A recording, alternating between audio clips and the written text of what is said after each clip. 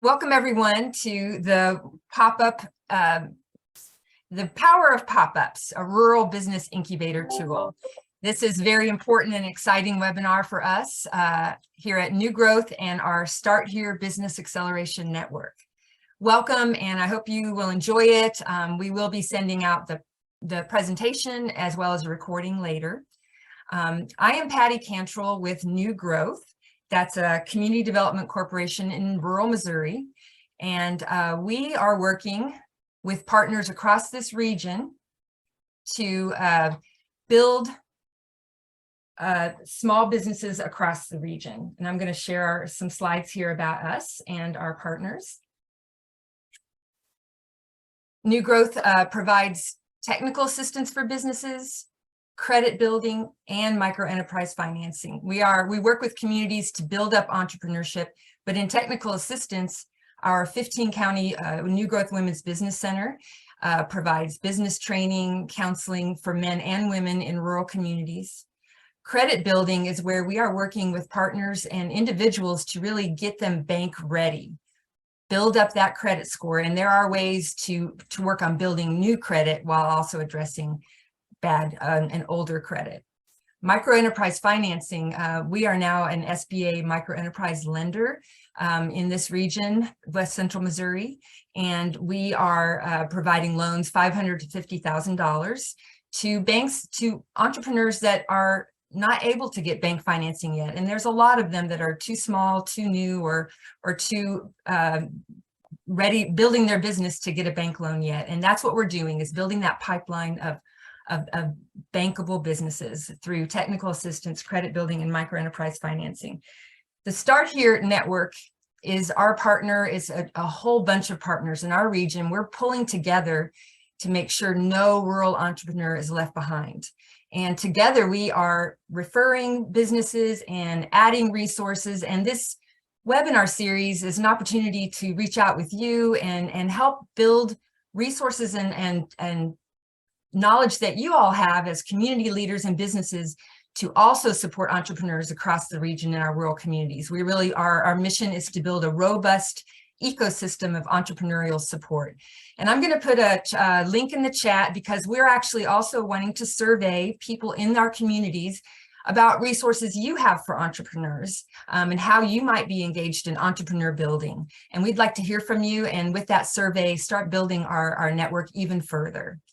I have two wonderful guests with me today, Pam Schallhorn from University of Illinois Extension, and Heather Fisher with the Ozarks Small Business Incubator in West Plains. Pam's going to start us off. She has an extensive background in small business financing, small business development, and the community development aspect of building these stepping stones for entrepreneurs. And that's the word that really stuck with me when I was visiting with Pam.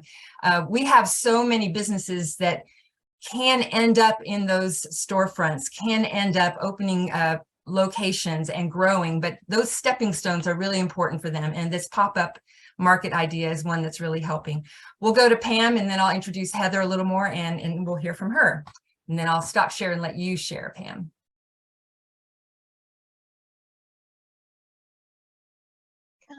Oops. Sometimes I think I've got it here and sometimes I don't. There we go.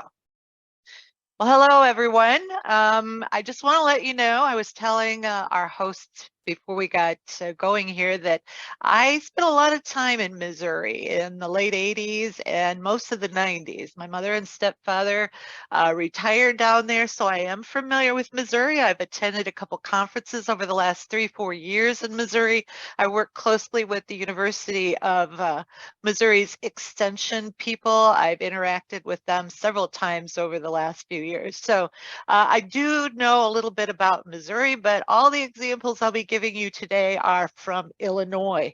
I'm just curious, for those of you that are out there on the call, if you would do me a big favor, and in the chat box, if you have a pop-up shop, oh, she's going to ask you this question right now. So fill out the poll first and then put in the chat box. If you have a pop-up shop or you're starting a business, put in where you're at and what type of business it is in the chat box. I just like to see who's in the audience, okay?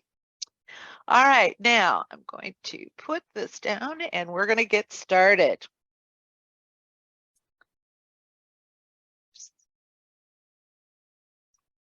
Okay, first of all, I'm not going to be talking about how you can plan and develop your pop-up shop specifically. This is more about things that pop-up shops need in order to be successful. So if you need help planning your pop-up, what I recommend is that this is the contact number and you will be receiving a copy of the program today. So you don't have to print screen it. You don't have to write this down real quick. You'll be receiving a copy from Patty as soon as the program is over today. But I encourage you to contact the New Growth Women's Business Center. They also have services for both men and women and not for profits. So utilize this information if you need to contact someone in order to develop a plan. Oops. Okay, now I'm having a little difficult time here. For some reason, my menu is messing with my slides and I can't look at them. So here we go.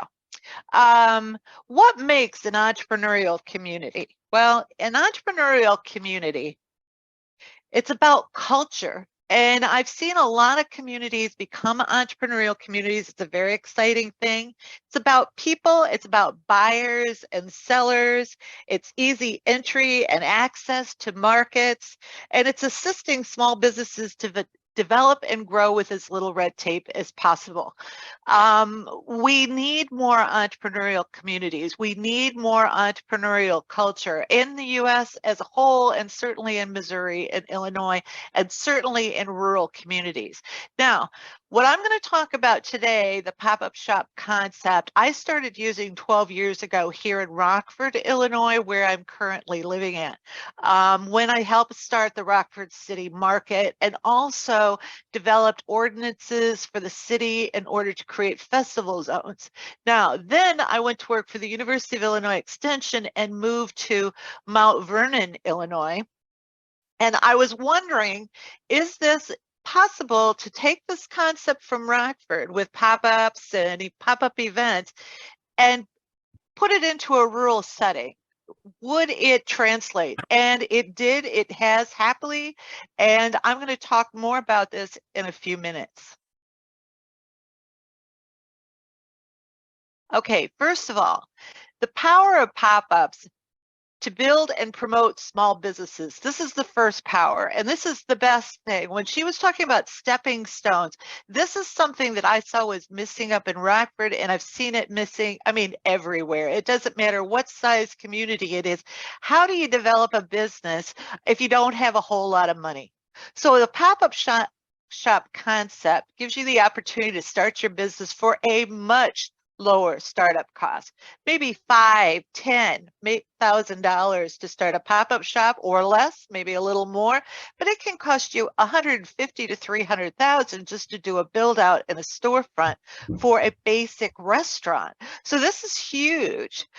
You can incubate a new idea or product while you're at the pop-up shop.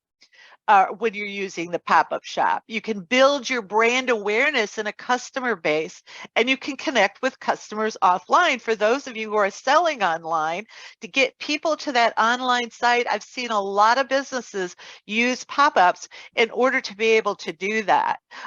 Building that brand awareness in a customer base doesn't necessarily have to be a brand new business. It can be a storefront, existing storefront, but they set up a pop-up shop just to be able to get that marketing idea out there, and also to collect emails and other information to give them a line to real live customers, since they're online, but real live customers, so they can build that social media advertising and marketing, which is so crucial. Okay, I think the second power that I talk about is creating unique shopping experiences. We all love unique shopping experiences. We like that to discover new products. We like that surprise factor. We like things that are new and unique. And a lot of us just really like to go shopping. But unfortunately, unfortunately, because of the internet and internet sales, as most of you know, retail stores are closing. And in rural communities, it's very, very difficult to keep a storefront of retail stores of a retail store going, you know, whether it's a clothing store or shoes. We all know how difficult it is, and especially in rural downtowns. So pop-up shops can come in and give you that unique shopping experience. But again, you're not talking about all that investment in inventory and what it takes to build out a retail shop, especially today when you're trying to compete with online sales. Now, these are 4 examples I'm going to go through rather quickly. I am watching my time here. But these are examples of, let's start in the upper right-hand corner. This is an example of what was going on in Rockford. And this guy's name is Joe. You can see this wood fire pizza oven that he had. He was one of the central focuses 12 years ago in the Rockford City Market. Joe has done a fabulous job, and you're going to see that it happened in rural communities too, but he has not only gone away from the market, he opened a full-fledged wood fire pizza on East State Street in Rockford, an area that had before been very, very depressed area. Now you can't touch a spot to rent, but back in 2012, it was so bare that we had to Photoshop people into our brochures. That's how bad downtown Rockford was. Well, now Joe has the restaurant in Rockford, and he opened another one in Durand, Illinois. I know these names don't mean much to you, but he has now started 2 restaurants. He's been asked to franchise his restaurant, and I just found out yesterday that he has bought another larger establishment in downtown Rockford, probably just a couple blocks from his original restaurant that he and his wife are going to be opening. So this is the kind of thing that can come out of a simple pop-up market like the Rockford City Market, and then build. And they come into town, they're used to being there, their customers know where to find them, and then they build out some of those empty stores. And we had 54 businesses coming out of the Rockford City Market from these pop-up shops. Now, the one to the left here with the fireworks, you could see the tops of the tents. This is Greenville, Illinois, population of about 7,000. They had a community planning session that lasted for a couple of months, and they decided that one of the things people wanted, in addition to the pop-up shops and a more creative economy, was music festivals. So this was their first try for July 4th. It's called the 4th Fest. They had over 3,000 people attend this. One of the big things is that until 8 years prior to this, Greenville was a dry county, which meant there was no alcohol. Well, during the planning session, the city manager was there and said, well, there's no reason they can't have a pop-up with beer. So that created this whole pop-up culture. So now every time they have an event, even sometimes the banks will open up their lobbies to let people pop up and show their new products and show their wares, and even not necessarily in the bank, but setting up beer tents, food trucks. This is a whole new concept. And again, this is probably a community you can relate better to because of the size, only being 7,000 people. Now down here in the lower left-hand corner is Rail Cafe Shops, Small Market. This is a group of retailers that are actually from Missouri, and they have a truck that they brought over. But this is just a coffee shop in downtown Centralia that decided they were going to open up their coffee shop and have these shop small markets every once in a while. In fact, they just had one last Friday. They market them really well. They've been having them now for at least, I would say, 4 years, because this was taken 4 years ago. And this has really helped redevelop downtown Centralia. Now, one more example from Centralia, which is about 13,000 people. is that these two young people on the lower right-hand side had a place called Crooked Creek Winery in Centralia. It was outside. And over the holidays, I worked with the chamber director, and he decided, he went door to door, and he asked if the empty buildings, if they would open them up to these small businesses. So these two went into one of the empty buildings. They brought their wine. The day was so successful, they actually ran out of some of the stock that they brought with them. But it was so successful that they bought a building, opened a wine bar downtown, and then I just found out this summer, and that was like 2.5 years ago, they opened the wine bar. This summer, they've bought 3 more buildings in downtown Centralia, and they're building those out and renovating them. And then they don't do apartments upstairs, they're doing Airbnbs because there's a lake right outside of Centralia that a lot of people like to visit. So what these pop-up shops did is they not only gave the opportunity for retail, having a lot of fun on 4th of July, getting local businesses to expand into their downtown, but it brought all of this development and all of this money into these rural downtowns. And it really, wherever I have seen this, wherever they've started to build this pop-up concept, this entrepreneurial concept, it's worked really well in rural communities. Now, I talk about Cinco de Mayo. I'm going to hit this one. Oops, sorry. I'll talk about Cinco de Mayo in a minute. I switched my slides around a little bit.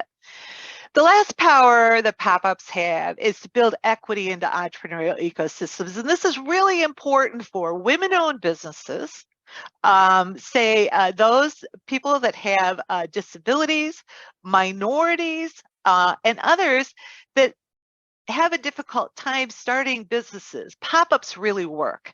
When I started with a small business, I was the director of the Small Business Development Center in Rockford between 2008 and 2011. While I was there, the SBDC, the Small Business Development, they had taught, the Small Business Association talks about how if you're the ones that are most likely to succeed are people that have 100,000 plus cash in the bank. That's no surprise there, but how many people really have 100,000 plus cash in the bank? Or those that have friends or family with business experience. Now, this is one of the issues with the high growth model of entrepreneurial ecosystems. They want high growth. They want it now. They want to bring people in, wrap a business plan around them, take the product, build it out, create manufacturing firms. And again, this model of entrepreneurial ecosystems is failing us because there are no stepping stones. How do you get from here to there when you don't have $100,000? How do you get from here to there if your friends and family don't have the business experience? So I want to talk about outsider art for just 1 minute, and I'm going to go to the next slide. Outsider art and first generation businesses. They are critical to our entrepreneurial ecosystems. This is just a quick example. About 12 years ago, Jamie, who's on the left with her daughter, and I have her name, Daria, is selling her artwork at a local gallery in downtown. Jamie was living in the housing developments at the time and with her daughter. And she started doing these portraits, which you can see in the slide, and you'll see the red rose coming up out of a crack, or pink rose coming up out of a crack in front of these old buildings in downtown Rockford. So she started selling these paintings. She actually saved enough money. She was selling them for about $175 to $200 a piece. She was able to get enough money to buy her and her daughter a home. And they've lived there ever since. So she's never been back into the housing developments. She has her own work. She's still an artist. But what's interesting is that first generation, because Daria's mother was an artist who sold her art. It was nothing for Daria to realize what she needed to do when she took that rose concept and expanded it. And as you can see on the right-hand side is one of Daria's paintings. She knew exactly how to sell it, where to go, how to get set up at the market, or talk to some of the local art galleries and dealers. Now, her mother still sells her art, and now Dariah does too. So this is where I'm seeing that first generation business, the more of those you can start, even if they start and fail. And that's the one thing that a lot of economic development and community development people just really have a hard time dealing with, is the fact that, oh, well, they were only open a couple of weeks. Oh, they only set up once. Oh, we need something that's going to go in and save this town. Well, I'm sorry, there are no quick fixes to this. If you want to develop an entrepreneurial community, if you want to develop an entrepreneurial culture, it takes time, and you need to take the time to invest in your first generation businesses. Now, one of the things I recommend are pop-up friendly ordinances. If you have more questions on that, you can always contact Patty, and she can get more questions to me if she needs to. Festival zones are locations available throughout downtowns and the town in general if you want to, and they're available for locally sponsored or organizational sponsored or city sponsored events, and it's permitted by the city. Now, I know this picture to the right, it's a little blurry and it's a little bare, but both sides of a main street in the middle where you can see the green lights, both sides of this street are technically festival zones. And I was talking about Cinco de Mayo, a Mexican restaurant owned by a couple in downtown Mount Vernon. The minute we set up the festival zones, they were ready to go. They wanted to do Cinco de Mayo. Now, they've since sold their store, but for 4 years in a row, they had a huge Cinco de Mayo festival, and it was so popular and went so well that the city came back and invested in these lights that you see.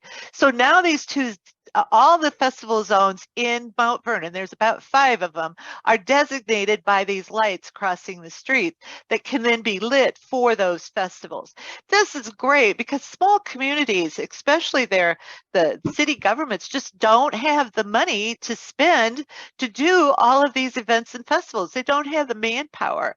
So when you can start these small festivals that might last a week, might last 1 year or the next year. For this one, it lasted 4 years. The thing is, you want to keep these events, you want to keep this shopping experience, you want to keep all this activity, and you want it to keep moving forward. Now, one of the things that I noticed in Hermann, Missouri, and I'd read about this in the research, be careful where you place your pop-ups at. If you're a community leader on this call, you're not, setting up a pop-up shop, you're more likely to work with these ordinances, and be careful where you put your pop-ups and your food trucks. You want to complement the existing business district without stifling competition. Unfortunately, they were allowing food trucks to set up right in front of other restaurants, and not only were they taking the restaurant's business away, but then the people that were coming to the food truck were using the bathrooms inside the restaurant. You need to be able to make sure that you're complementing your downtown, you're complementing your local businesses, you're not driving them out of business. And as I mentioned, you'll get a copy of this, a PDF of this program. And excuse me, I'm going to move this again. And you'll see where this link is to the Rockford City ordinances. If you're working with your mayor, or you're working with your city council, or you're working with your county board, or just your town council, this is something they may want to look at. Mount Vernon and Greenville both took these ordinances and adopted them for their community. They tweaked them the way they wanted them, but it's a good place to start if you need that. Okay, I have about 7 minutes left. All right, now I'm going to get a couple tips for success, and this is it. Location, location, location. It's really important where these pop-up shops start up, because they have to be accessible to consumers. You want to make sure that consumers can get there, and that there's places to park. It's a fun place to go into. Although, like I said, they put the winery into an old building. They made a makeshift bar, and it was amazing. People came in, interacted. The place was packed all day long for a whole week. And that's what motivated them to expand out. So like I said, you're not just looking for new businesses. These could be existing businesses too that may want to do a pop-up event during the year or during the holidays just to get into downtown and see if it works for them or not. You want enough opportunities to provide full-time gigs. And what I mean is if you're a pop-up shop, you're going to want to pop up at least 3, 4, 5, 6 times a week. You know, you want to be able to make money with your business. And if this is what you do and all you do, it's incredibly important, not just on the weekends, but during the week. So perhaps you're going to go from town to town, but you want to make sure that there's a lot of events going on. So, you know, to try to coordinate that and make sure that there's plenty of opportunities for these people to work. Event marketing is key. You can see this event in Centralia. They're talking about it for Galentine's at what they call the Castle. It's going to be on February 12th. The vendor spaces start at $50 for a 10 by 10. It's an indoor event, which is a good thing to say this time of year in Illinois, Northern Illinois, or Central Illinois. So you really want a lot of marketing, not just Facebook. You need Instagram, you need everything. You need to get that out. And yes, your pop-up shops are going to want to advertise themselves, but it's really important for whoever is managing that event or that space, or that they get a lot of event marketing out there as well. I recommend during your booths and products. That's very important. You might want to start a small committee to do that. Also, surveys are really critical for your consumers to find out what kind of products they want. This was something we tried when we were doing the Rockford City Market, and I think that's what created a lot of the success. Is we went out and said, okay, we've got 24 booths here now. What else do you want? A lot of it came out with international foods, different types of food, gluten-free products. And that's what we did. We went to our vendors and said, hey, who can do this? Who can we bring in to bring these products? Because this is what people want. So it's not only good for the consumers, but it was also good for the pop-ups. And another thing we did, and I really encourage this anytime you're doing a pop-up event, city market, a food market, is that you work with your pop-ups and let them create their own rules for the event. It works much better. They need to be involved. You can't just have 2 or 3 people design this and think it's all going to work. You're going to need to get these other people involved. And I suggest just simple surveys to find out what it is and what they want. And then finally, good access to business assistance. This is critical. And while they're doing it, I mean, when we first started the Rockford City Market, and even when we were setting up markets in South Central Illinois, I went early.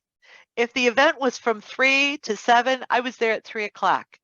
I was giving them constructive criticism on their signage, on their, their marketing, making sure they had a list to capture email addresses, to have them when they went back, that they had cards so that people knew, cards or something, QR code, something that if they were still selling their product online, that there was a way for people to get there as soon as they got home and went, oh gosh, I really wish I had bought that at that particular market.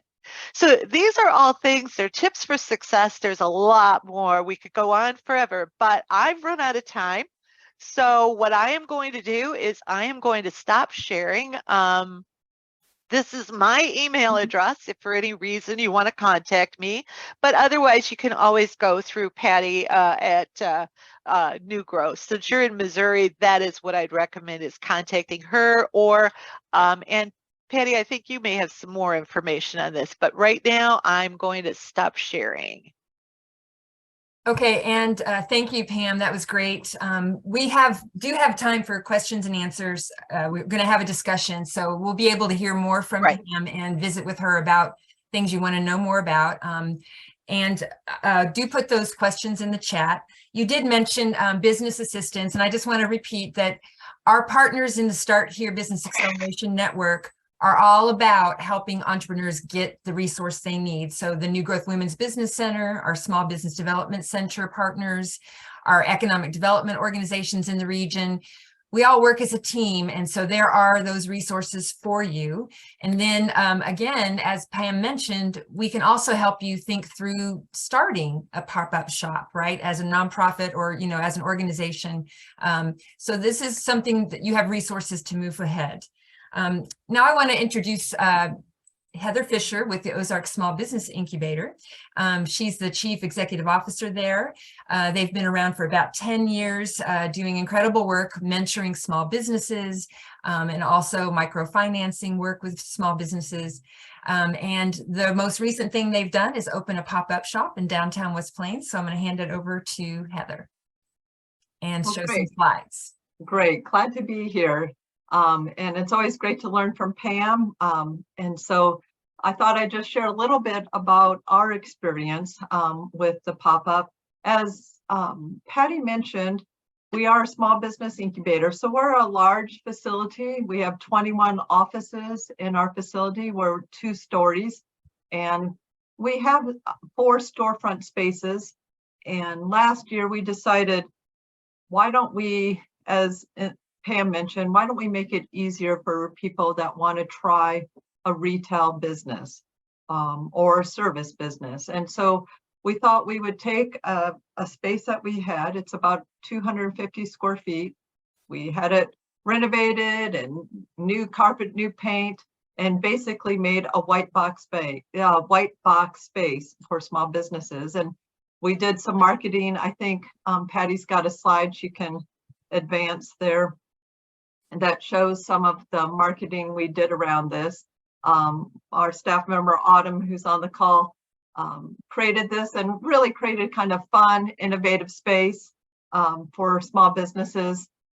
And we waited and we waited to see who would come to our space. And how we kind of designed it is they can rent the space for 1 month, no more than 3 months. So it's a short-term lease. We really lowered the cost.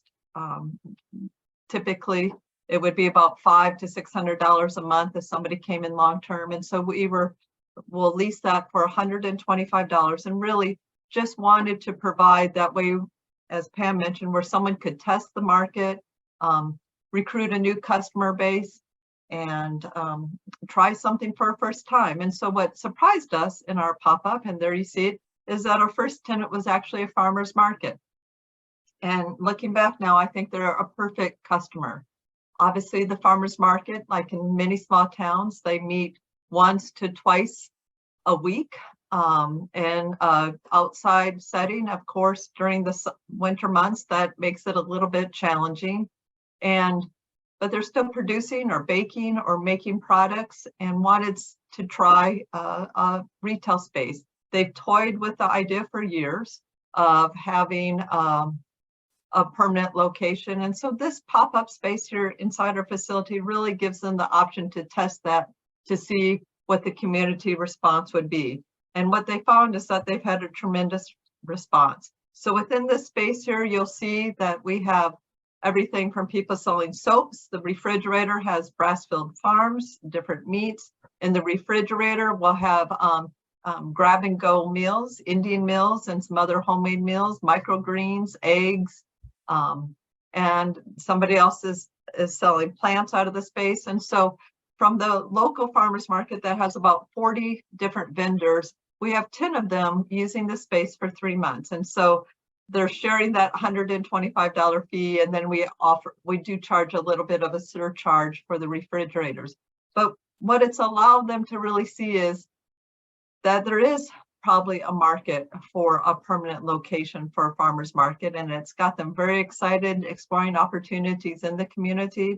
It's also, for the incubator, it's brought a lot of new faces into our facility and exposed the farmer's market to people that don't shop on Wednesdays or on Saturdays. So it's been a great experience for them and for us, and we're in the process of actively marketing to see who our next pop-up tenant will be. This has been a great opportunity, and I'd encourage any small town or community that has a vacant space to create a pop-up. I know Pam didn't really mention the length of time, so I'd be kind of curious to her. I see a lot of pop-ups being used just for a weekend. Some person with a large vendor space, maybe a barn, will invite lots of different vendors in to do a pop-up for a weekend. Our model's a little different, but we are eager to see if people need it, maybe just for a Saturday and Sunday. We're encouraging artists to also utilize the space, different vendors that maybe make products with their hands, and even nonprofits if they want to do a fundraiser. So I think if you have a white box space, there's many different ways that you can do it to really engage with your community and really ultimately create that entrepreneurial culture within your town that Pam mentioned. So it's been wonderful, and really want to encourage other businesses or other communities to consider a pop-up as a business development strategy. So really that's about all I have to share. I'll hand it back over to Patty. Thank you very much. Yes, so there's a lot here going on here in West Plains and all the stuff that Pam shared. And one of the questions I had, and you all may have some, and I see some coming in, but I'm going to throw this one out and then I'll look at the chat.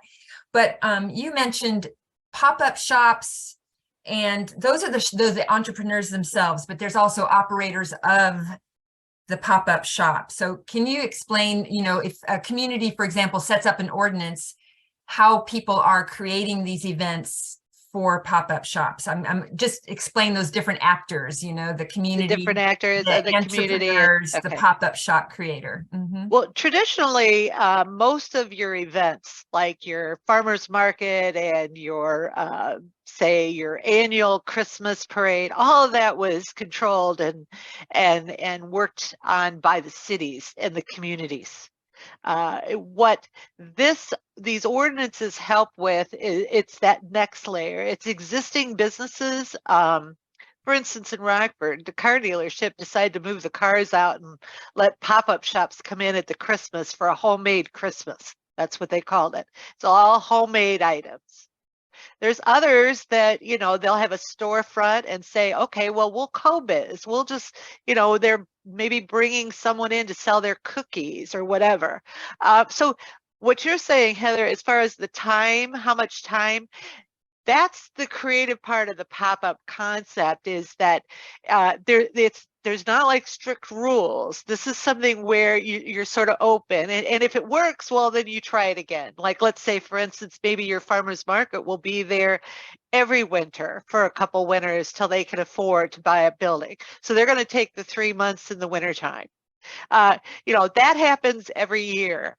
But then you're going to have that occasional business that's going to want to come into town and pop up for the day, and then that's it. It's once and they're gone. And that can create some excitement too, because it's like, this is it. They're coming in. Let's say it's a shop in Chicago or in St. Louis that's going across Missouri. And for instance, like those women that had the truck and brought their clothing in, to actually bring a whole clothing line in with shoes and set it up in a coffee shop.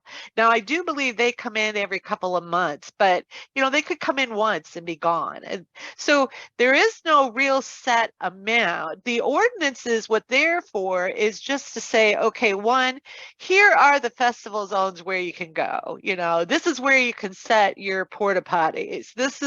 And they put up the lights and things like that. So they make the rules, and then maybe it's $25 or $50 for a permit to do one of these events, and that's just enough to cover whatever costs they have. So you can come up with as many pop-up shop ideas and as many pop-up shop vendors as there are people that create new businesses. It's just you want to have enough going on to where they have something where they can go or be every week, or 4 or 5, not every week, maybe 3, 4, 5 times a week, because a lot of these people want to support themselves. This is what they do. This is their business. Does that answer your question, Patty? Yeah, and in the scenario of having several places to go, would that mean different locations that the community has already said you can pop up here, or different identified places that are allowing businesses to pop up, or locations like all the above. Mhm. It could be that there's enough spaces in town, maybe enough events. Maybe they're going to go to events in surrounding communities, and another thing is that if communities in a region can kind of work together, like not everybody's going to have their farmers market Wednesday and Saturday morning. Well, yeah, everybody's doing their farmers market Wednesday and Saturday morning. Well, then you're going to have limited amount of variety and pop-ups. You're going to have a limited amount. Whereas if you can kind of work together where somebody's doing Wednesday and Saturday morning, somebody's doing Friday afternoon, somebody's doing one on Thursday. This is a concept that Rockford has taken to the nth degree. I have not seen any other community other than maybe Centralia that has gotten so into where, oh, we're going to do a pop-up event, and we're going to do another pop-up event. And then they market it just like I showed you the one that was going on for Galentine's. It's like, okay, here it is, and I wouldn't doubt that the people from Missouri are coming over. So I know that sounds like it's real, it's not very firm. There aren't a lot of rules, and but it's just, the city has to have enough control over it. Like, how's garbage going to be removed? Who's responsible for garbage? Can you plug in electricity? Things like they have to control it. But then this way, they don't have to have a whole staff to set up and take down the tables, or to provide the food, or to cover with the dram shop insurance, or they just kind of control the periphery and make it so these celebrations can go on, and it's worked fantastic. In fact, they've even had a couple of competing events over the Christmas holidays. But then you've got an event going on like every other day or every weekend or something for the whole month of November, not just once, because that's all the city can afford, or that's all Heather can handle at her, for this month. That's all I can handle. I have a lot more to do. So hopefully that helped. So you're saying that this allows that supports entrepreneurship in pop-up shops to happen when you create these ground rules and that culture, then they do start popping up, and those are places for entrepreneurs to come. Right. And as I mentioned, in Greenville, even the banks got into it.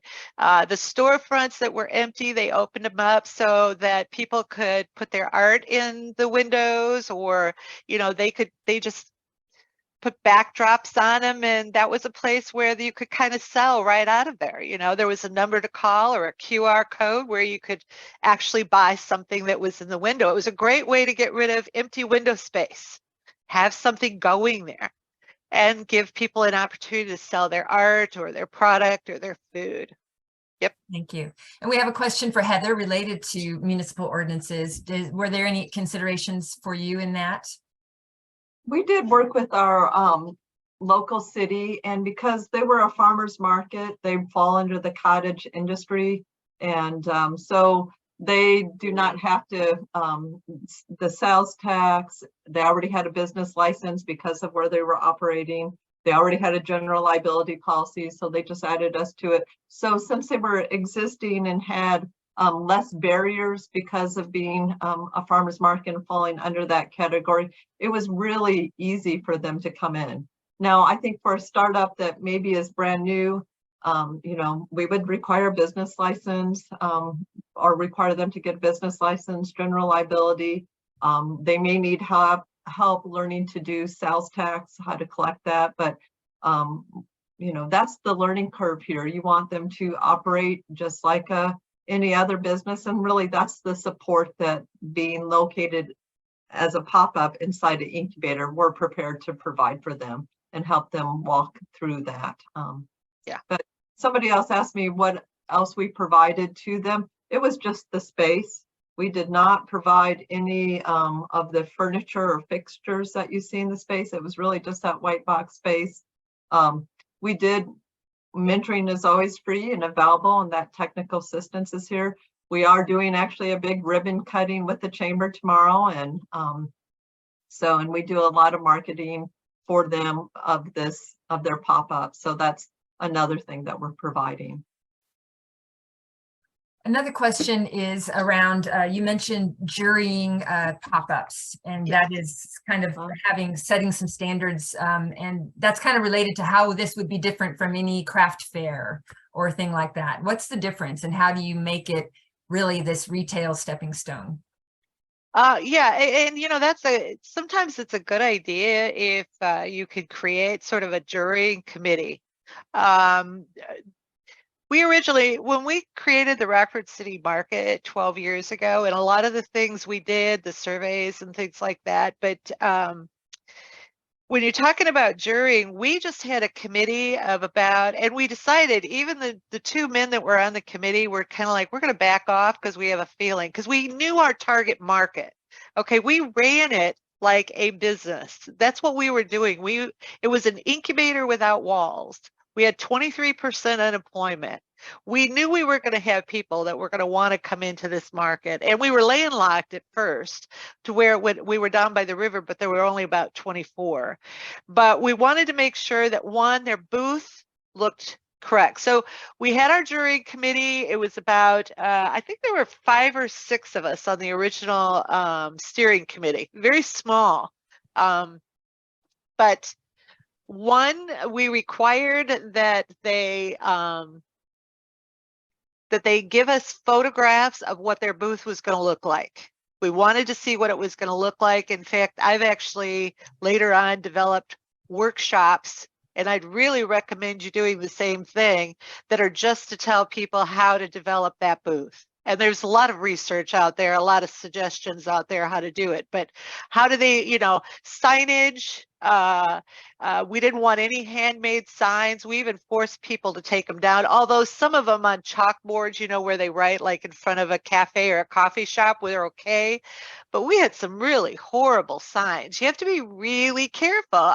You know, it's not good enough to just, it's not a flea market. It's not good enough to set up an old white, you know, wooden table. And we wanted to make sure that when people came downtown to this market, that they were going to walk in and they were going to see this kind of signage, and it was going to look professional and do marketing. And so just 5 or 6 people. The other thing is that if it was food, they had to give us free samples. We had to taste it or try it. But, you know, we saved one business. In fact, she's still in business 12 years later selling pies, and she's had 2 build outs since that time. But we got her pie and the crusts were soggy. They weren't done. And I called her because I was working with her at the SBDC and said, these pies, they're, you know, I hate to say it, but she said, give me another chance. So she pre-baked the pies because they were so thick, and then brought us more free samples, and they were delicious. And she is probably, they call her the pie lady in Rockford, which is huge. This is a 350,000 metropolitan statistical area, and they call her the pie lady. But she wouldn't have been the pie lady had we not juried her, had we not given her that constructive criticism on her product and get her product to where it needed to be. So that's what the jurying committee does. And, you know, I think all markets should have that. All events should have that. If you were going to have, say, a wedding event, that's another great one. Another one is an event and break. Remember when we were in Herman, Missouri for the conference, the pop-up event was that night. They just let all the restaurants and all the foodie businesses in town say, hey, you want to come down? You can have a booth.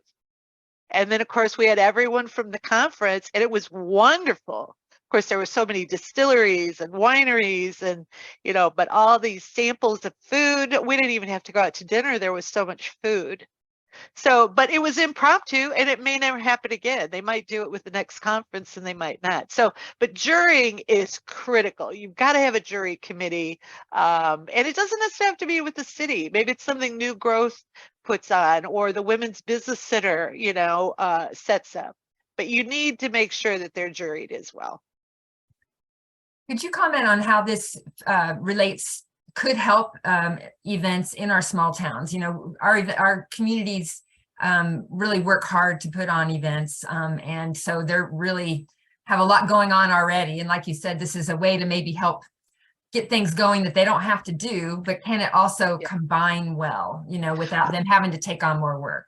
You're right. And, you know, if your community is already doing events, you want to start there, because a lot of times they're not allowing pop-ups. Okay, they'll set something up. Maybe they're going to have a parade, you know, or they're going to have fireworks, or they're going to have, but that's it. Now, what you do is they open it up to pop-ups to come down to the event and pop up for that, maybe a nominal fee, $50 for the day or whatever, bring it down, because then what that does, it adds all this energy. It adds food, it adds drink, and yeah, the event, like they've done this event every year, and it's a little parade that they do, but then let's say before or after, and more likely after, or while, you've got all this stuff. So they're waiting for the parade. How many times have you seen it where you got a parade and everybody's sitting around and nobody's got a bottle of water, there's no place to go.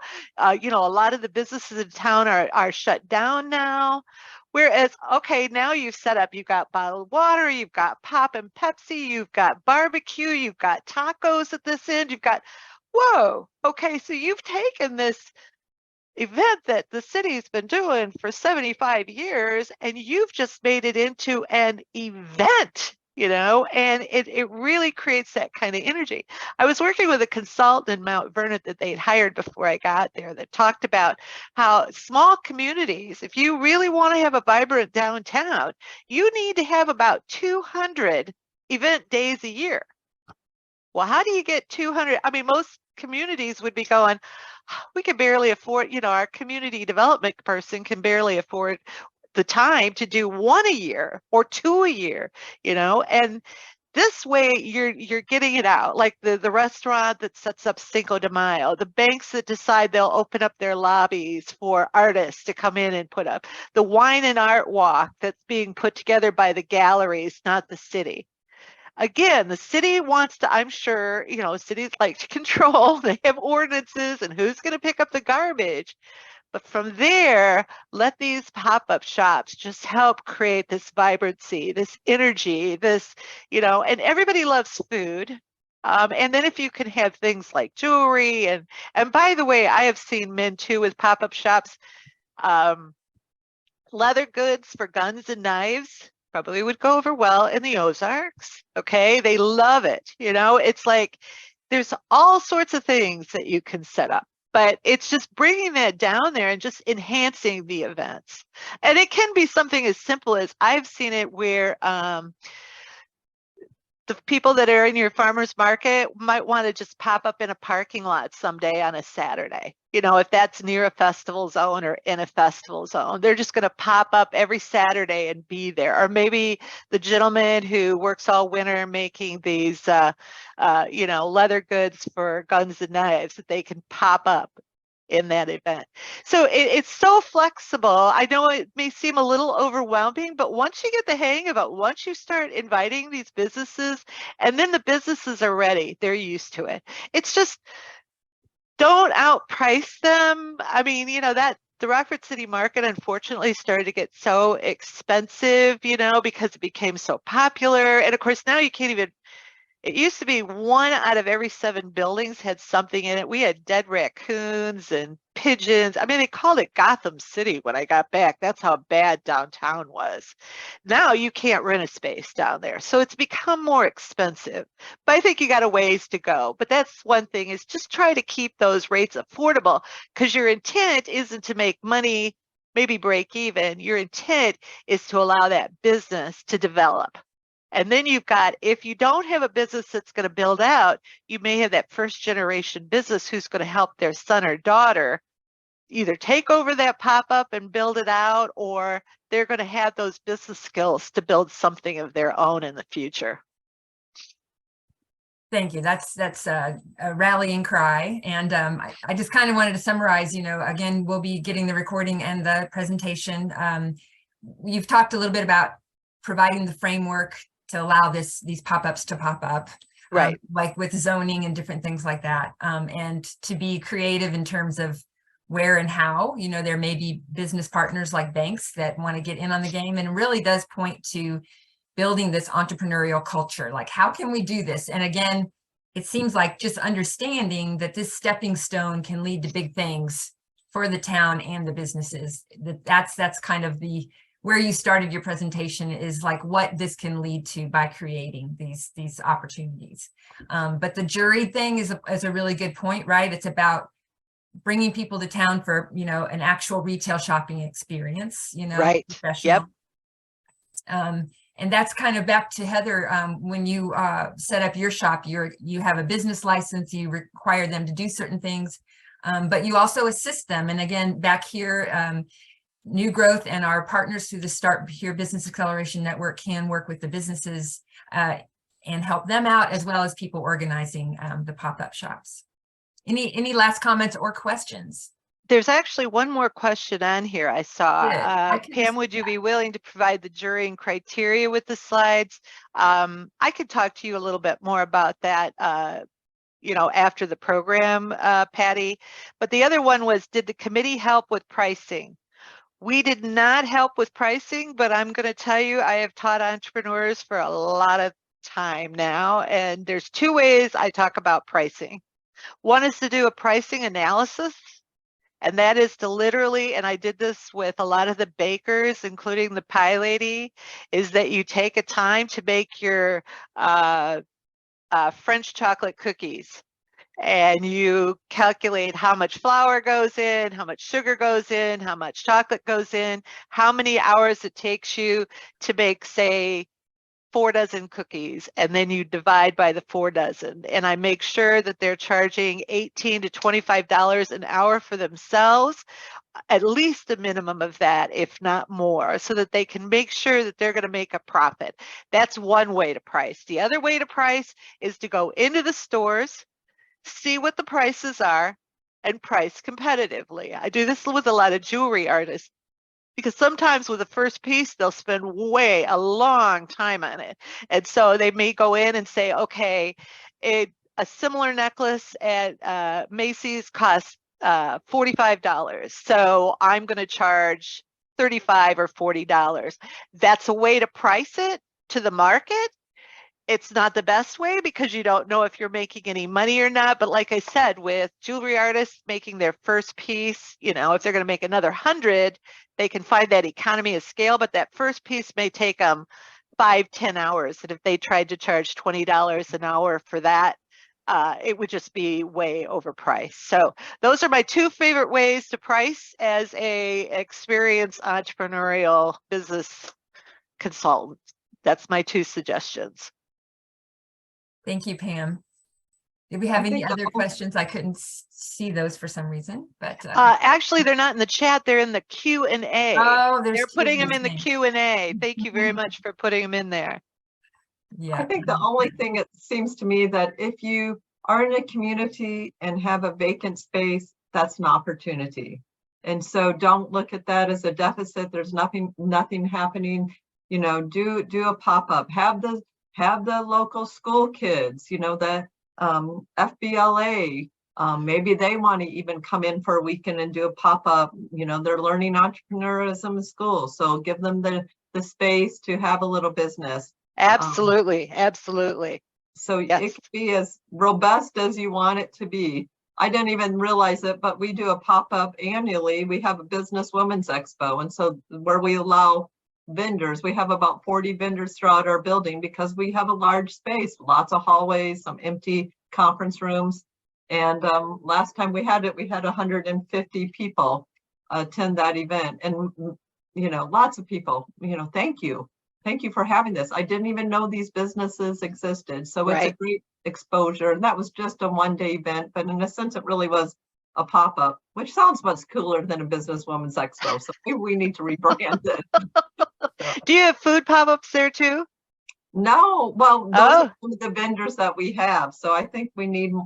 Oh yeah, the food really, because so many people, and especially, young people and older people too, but we're foodies now, getting that different kind of food blend, and then that gives people an opportunity to try it, see if it's popular in the neighborhood, and then next thing you know, they can build out into a building. I also believe in co-businesses.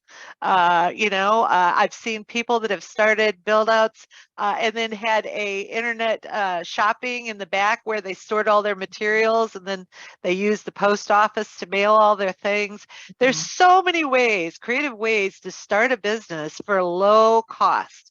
And this helps women. And with women that are raising children, this can be a way to do it where, you know, they have that flexibility to work when they want to work. They only set up in the markets they need. But it's nice to have all these events going on. And if there's a way you can capture that so they know, or you can post these types of events so that they know where they're going on it.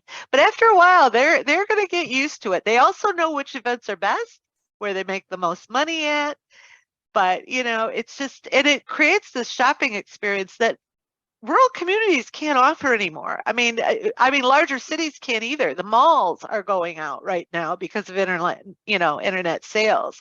So just to have that opportunity to offer shopping right downtown again, I can't tell you how many women over 60 are just so excited about Centralia because they can actually go shopping every once in a while, you know, when these pop-up markets come. And, you know, they remember the days when they had, you know, JCPenney was still downtown in a town of 7,000 or 8,000 people, but not anymore. So it just really gives you a lot of opportunity while you're building those businesses for this generation and then next generation.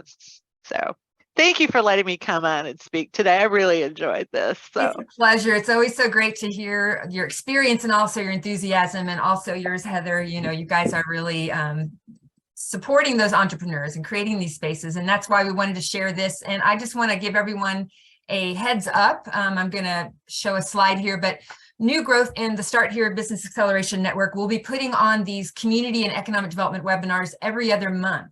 And next month is one that's related to this. You know, how do you get people to come and stay in your town?